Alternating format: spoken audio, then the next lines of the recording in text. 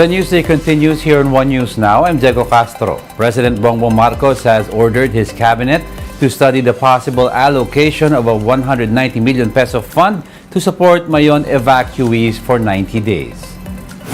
On Wednesday, the president visited over 5,000 families or 19,000 residents that have been evacuated so far due to Mayon's eruption.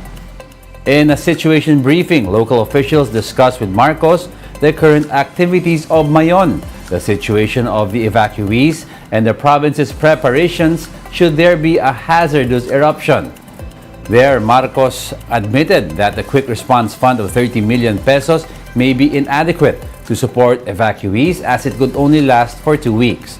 Marcos says the planned 190 million peso fund for evacuees should be enough to support them for 3 months. State volcanologists earlier projected that Mayon's unrest could last for months. We will have to make up the difference for the continuing in terms of, I suppose, food, non-food items, and all the other arrangements that we're going to have to make. Aside from funds, the president also ordered authorities to prepare aid, including both food and non-food items like hygiene kits, to last for 90 days. The palace says that so far, Marcos is pleased with local authorities' response to Mayon's unrest. Mabuti na yung matapos na mas maaga kaysa sa anticipated, kaysa mabitin naman ang ating bigay. Tignan talaga natin kung ano yung kailangan. Meanwhile, FIVOC says there's a possibility of further expanding the danger zone to 8-kilometer radius from the current 7. Should alert level 4 be raised over Mayon volcano. In the past 24 hours, 7 volcanic earthquakes and over 300 rockfall events have been recorded. Still, FIVOC notes that the volcano's sulfur emissions remain low. Well, ang lumalabas kasi na asupre ay mababa ang bilang. So, wala pa tayo nakikita na ganong kataas. Kailangan niyong isipin ng explosivity ng isang bulkan ay nakasalalay sa dami ng gas na nasa loob ng magma. The Armed Forces continues to observe illegal fishing activities near Pag-asa Island. AP Western Command Chief Alberto Carlos said the recent case involved Vietnamese fisherfolks. Carlos added that they were also able to monitor incidents of cyanide fishing. The military is encouraging more Filipino fishermen to sail in the area to help in asserting the country's sovereignty. Patuloy po ang pagpapatrolya. At bukod po ron, meron po rin tayo pinapalawak po rin natin ang ating maritime domain awareness. Yan po ay patuloy na pag-monitor sa ating pong area of responsibility para po matiyak na wala pong illegal fishing activities at kung meron man ay ito ay agad natin respondihan at mapatigil. The World Bank has approved a $750 million loan for the Philippines for sustainable projects. The multilateral lender said the loan would support the country's policy reforms for environmental protection and climate resilience. The financing aims to increase private investment in renewable energy and improve plastic waste management, among other efforts. The World Bank said the Philippines has potential in RE as the country targets to increase its share to 50% of the total power generation mix by 2040. We'll be back with more stories after the break. Keep it here on One News.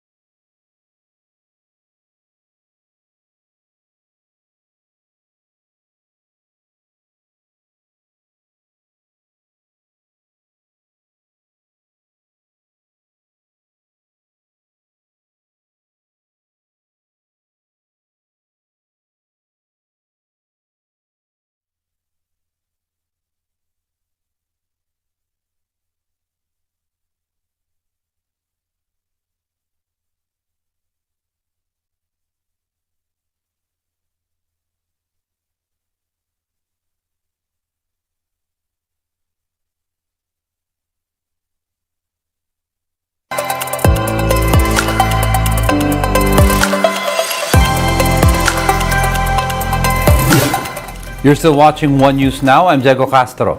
A fire razed a residential area in Bulacan this morning. A drone shot of the incident shows this residential area in the town of Bocaue engulfed in smoke and fire, which started at around 2:17 in the morning.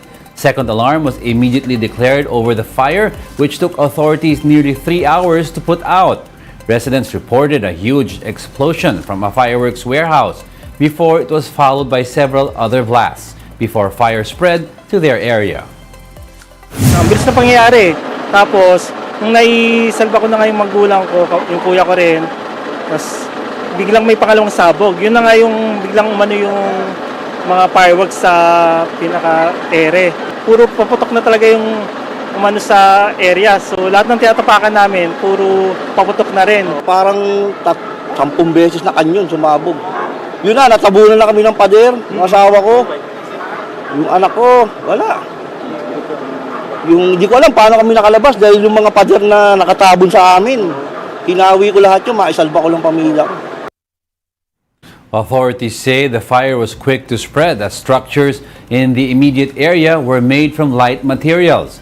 The Bureau of Fire Protection says it is now looking into reports that the fire had started from the fireworks warehouse. Isang pagsabog daw po ang unang narinig nila, then naalarma ang mga tao, lumabas na sila, then yun na po, sunod-sunod na yung naging putok. Yun nga po ang iimbestigahan po natin para malaman natin kung doon talaga sa allegedly sa bodega nag-start yung pagsabog. Bodega ng ano po yun? Sabi po ng mga residente, ito daw po ay bodega ng mga paputok daw. A Chinese Navy vessel has docked in the Philippines for the first time in 5 years. The ship Chi Jiguang of China's People's Liberation Army dropped its anchor in Manila in a goodwill visit yesterday. The Philippine Navy says the visit is proof of strong ties between China and the Philippines, despite territorial disputes in the West Philippine Sea. However, the Philippine Navy assures that it will treat the visit the same as any other countries. International Affairs analyst Renato De Castro reinforced the idea of the visit symbolizing the continued friendship between the two countries. However, De Castro says this does not erase China's unjustified actions towards the Philippines when it comes to the West Philippine Sea. China is doing one thing, having this gesture, but on the larger picture, China is doing a different action that, of course, casts doubt on whether China is actually sincere when it comes to trying to, of course, earn our goodwill. Despite this, De Castro also agreed with President Bongbong Marcos's earlier statement that the Philippines should not cut its ties with China. So we have problems with China, we have issues with China, but at the end of the day, we have to deal with China simply because China is a neighbor. China, of course, is a big power in the region. Malacanang has declared June 28 a national holiday in line with the celebration of Eid al-Adha or the Feast of Sacrifice. Executive Secretary Lucas Bersamin signed the proclamation to commemorate one of the two main holidays celebrated by Islam around the world. Employees reporting for work on regular holidays will be paid 200% of their daily wage rate. Meanwhile, those who do not show up to work will still receive 100% of their rate.